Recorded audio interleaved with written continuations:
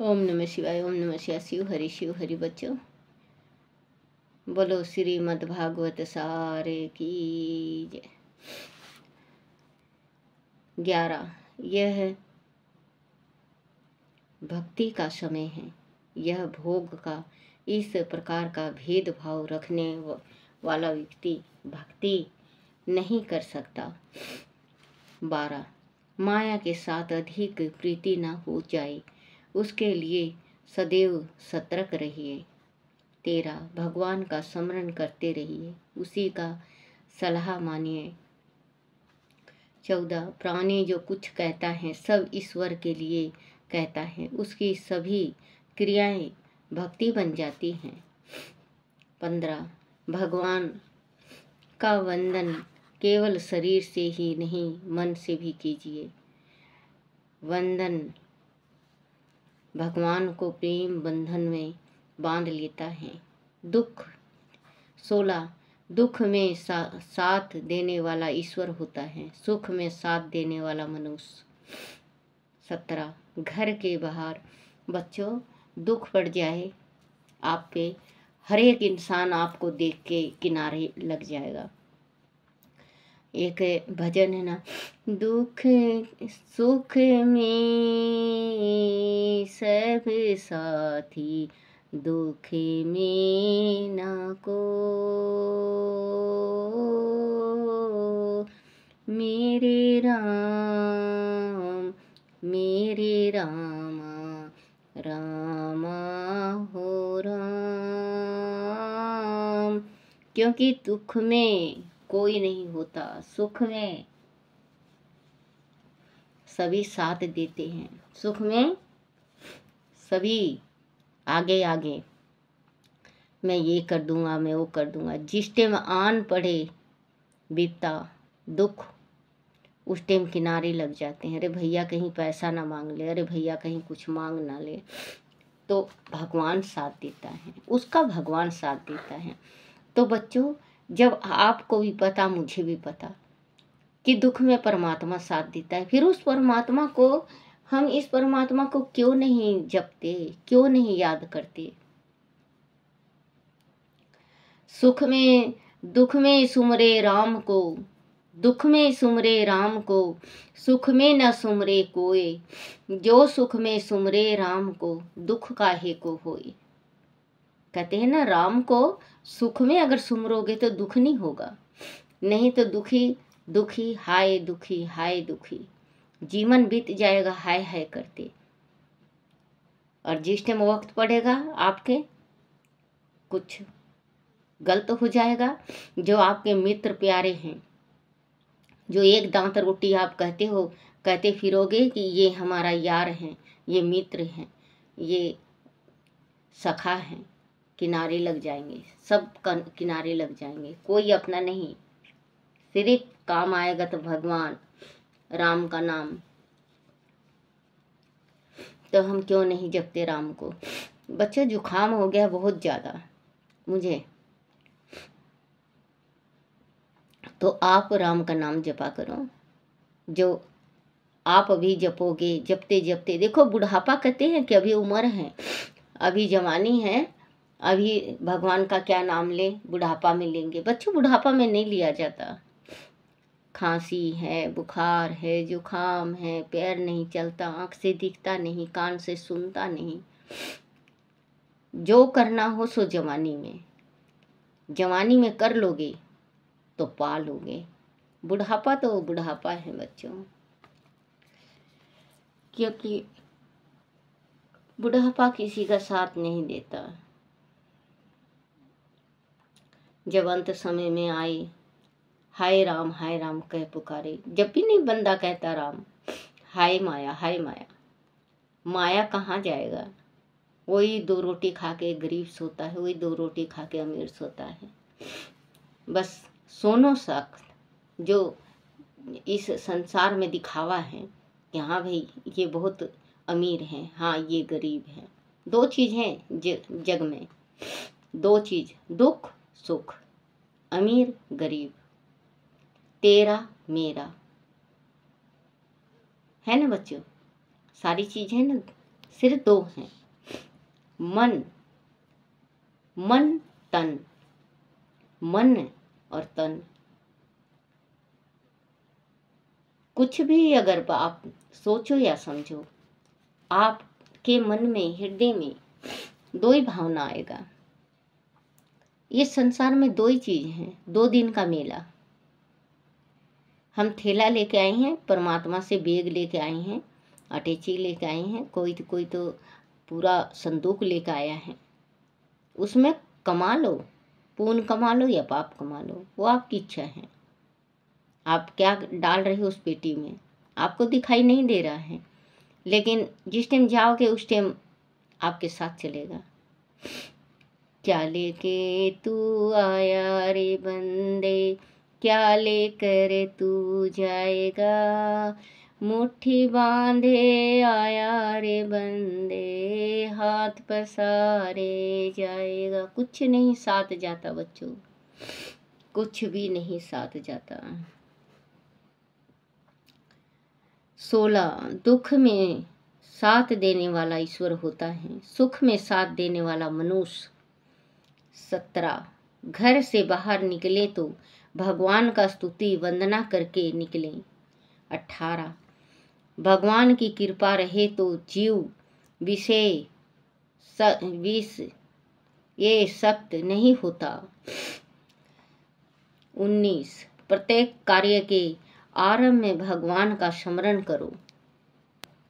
प्रत्येक कार्य में भगवान का स्मरण करना चाहिए। परमात्मा आपने दिया है और आप ही को अर्पण। अगर कुछ कमा रहे हो तो आप भगवान को अर्पण कर दो। भगवान थोड़ी ना आपका पैसे रुपए खर्च करेंगे, ये तो परमात्मा बढ़ा के देते हैं। परमात्मा से अगर आपको 10,000 रुपये तनख्वाह है आपका, तो पर आपकी शक्ति अगर माँ है कुलदेवी, तो आप कुलदेवी को अर्पण करो, पितरों को अर्पण करो, आप खाटू श्याम को अर्पण करो, शंकर भगवान को करो, कान्हा को करो, माँ लक्ष्मी को करो। आप करके तो देखो बच्चों, बरकत इतना होगा। कहते हैं ना, कोई कहता है कि हमारे हाथ में बरकत नहीं होता, हम इतना कमाते हैं, इतना हमारे यहाँ कमाई आता है, लेकिन बरकत नहीं होता। तो बच्चों बरकत होगा कैसे? आपने अपना कमाई आप खुद ही खर्च रहे हो, आप भगवान को शुक्रिया भी नहीं दे रहे हो। परमात्मा से जितना पैसा लाए हो उतना दे दो, हे मेरे परमात्मा ये मेरी कमाई है, आपको अर्पण। इसके बाद आप खर्च करो, देख लेना बच्चों बरकत होना स्टार्ट हो जाएगा। यही दुख है संसार में, हर एक जना यही कहता है। अच्छे से अच्छे सियानों के पास जाके अपना पैसा लुटिया गोल करवा लेते हैं, पैसे गंवा देते हैं, इतना पैसा लग जाता है और ना काम बनता। आप घर में छोटा सा उपाय करो, आप कमाई ला के आप अपने कुलदेवी को अर्पण करो, या पितरों को करो, या भगवान को करो, आपकी इच्छा। आप किसको मानते हो, जिसको मानते हो उसी को अर्पण कर दो। अब फिर इसके बाद खर्च करके देखो बच्चों, आपके बरकत होगा। नहीं बरकत हुआ तो आप ये कहोगे कि आप मुझे कमेंट करके बता देना बेशक से कि दादी बरकत नहीं हुआ। आप थोड़ा छोटा छोटा कार्य आप करके तो देखो। 20 पढ़ने के लिए और विचारने के बजाय प्रत्येक बात उपदेश को जीवन के व्यवहार में उतारना श्रेष्ठ है। 21 मृत्यु अवश्य भावी है, एक दिन तो काल का आक्रमण होगा ही। 7 बारों में से कोई एक अपनी मृत्यु के लिए निश्चित है। जैसे बच्चों बार उसको कहते हैं शनिवार, इतवार, सोमवार, मंगलवार, बुधवार। आपके साथ भी मेरे साथ भी हर एक इंसान जो संसार में पैदा लिया है, एक बार उसका निश्चित है जन्म का, एक बार निश्चित है उसकी शादी की, एक बार निश्चित है उसका अंत का, जिस टाइम वो भगवान के दरबार में जाता है। यहाँ तो चला चली का मेला है, क्योंकि बार नहीं रुकता, नहीं उगता। कितना भी चतुराई कर लो आप, वो बार आपका आ ही के रहेगा। आपको नहीं पता, मुझे नहीं पता, अभी हमें नहीं पता कि कौन सा बार है। 7 दिन हमें बहुत प्यारा लगता है ना बच्चों। 7 दिन 7 बार बहुत प्यारा लगता है। कौन से बार? जैसे मेरा शुक्रवार का जन्म है, मैं शुक्रवार को जन्म ली हूँ। अब मुझे क्या मालूम, मुझे इतना तो पता है कि शुक्रवार को जन्मी हूँ, लेकिन मेरा अंत शुक्रवार को मेरा जन्म हुआ, बृहस्पतिवार को मेरी शादी, अंत का मुझे नहीं पता। कहते हैं ना कि इंसान सब कुछ देखता है, स्त्री का सब कुछ देखता है, एक चीज़ नहीं देख सकता। केमट करना बच्चों, अगर आपके उसमें आए तो ज़रूर केमट करके बताना कि आदमी औरत का क्या नहीं देखता। अपनी पत्नी का पुरुष सब कुछ देखता है, एक एक अंग देखता है, लेकिन अपनी पत्नी का एक चीज़ नहीं देख पाता। आप कमेंट करके ज़रूर बताना अगर आपको समझ में आए तो बच्चों, 7 बार को हम भगवान की भक्ति में लगा दें। 7 बार को मंगल है हनुमान जी का, बुधवार है गणेश का, बृहस्पति है विष्णु का, शुक्रवार है माँ लक्ष्मी का, शनिवार है शनि का जो रंग को राजा भी बना देता है, राजा को रंग भी। इतवार है सूर्य देवता का, सोमवार भोलेनाथ। तो बच्चों 7 बार को हम अपनी भक्ति में लगा दें। भक्ति में लगाओ, शक्ति खुद मिलेगा। अब भक्ति में नहीं रहेंगे तो हमें शक्ति कहाँ से मिलेगा। कोई कोई होता है ना बच्चों, जो बोल देता है वो सही होता है। मेरा भी कोई कोई बात सही होता है। भक्ति में वो शक्ति है कि आपके जबान में सरस्वती बस जाती है। जब भी बोला करो तो तोला करो, बोलने से पहले तोलना चाहिए। अगर आपने बोल दिया, गलत बोल दिया, कि उसके दिल में क्या बीत रहा है आपको नहीं पता। तीर म्यान से तीर निकला हुआ, ये नहीं मुझे आता इतना, म्यान से तीर निकली हुई वापस नहीं आती, जबान से बोली निकली हुई वापस नहीं निकल जाती। किसी भजन में है, बोली की घाव भर जासे गोली की घाव भर जासे, बोली की जो बोली है, बोली की घाव भरता कोन्या। क्योंकि बोली का घाव भरता ही नहीं है बच्चों, चाहे कितना भी कोशिश कर लो। बोलो श्री कृष्ण भगवान की जय। हरिवंश पुराण की जय। अंधकासुर के वध की कथा। अंधकासुर का जन्म राजा जन्मजय द्वारा अनुरोध किए जाने पर तब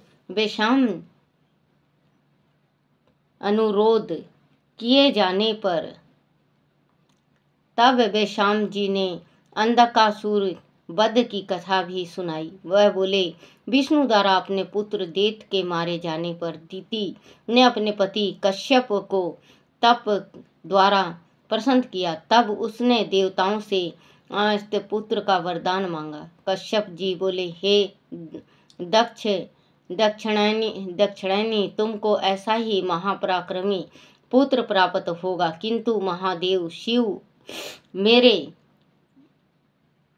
प्रभाव से परे हैं। अंत उनके द्वारा तुम्हारे पुत्र का वध हो सकता है, इसीलिए तुम्हारा वह पुत्र शिव का कोई अप्रिय ना करे, वह सावधानी रखना। कुछ समय बाद कश्यप जी के वरदान अनुसार दिति को अत्यंत पराक्रमी पुत्र की प्राप्ति हुई। उनके 1000 हाथ, 1000 पैर, 1000 सिर तथा 2000 नेत्र थे। 2000 नेत्र होते हुए भी वह गर्व में चूर हो गए। अंधे के समान रहता था। अंत उसे महावीर का नाम अंधक हुआ। वह अत्यंत शक्तिशाली असुर था। मानता हुआ वर के प्रभाव से आवेक्त होने से वह स्वयं को अमर मानता हुआ विभिन्न दुष्कर्म करने लगा। हे राजन, शक्ति पद, प्रतिष्ठा और सफलता प्रिय संभाले नहीं जाते। बच्चों, जैसे कि किसी को प्रतिष्ठा मिल जाए, कोई बहुत जल्दी अमीर बन जाता है तो जल्दी संभाले संभलता नहीं उससे, और किसी को सफलता मिल जाए, नौकरी मिल जाए, स्त्री अच्छी आ जाए, तो बच्चों वो संभाल नहीं सकता। मानता हुआ विभिन्न दुष्कर्म करने लगा। हे राजन, शक्ति, पद, प्रतिष्ठा और सफलता प्रिय संभाले नहीं जाते। उन्हें पाकर व्यक्ति मनमानी करने लगता है। इसी प्रकार अंधकासुर भी लूट पाट, बलात्कार, अपहरण तथा अत्याचार आदि धर्म विरोधी कर्म करने लगा।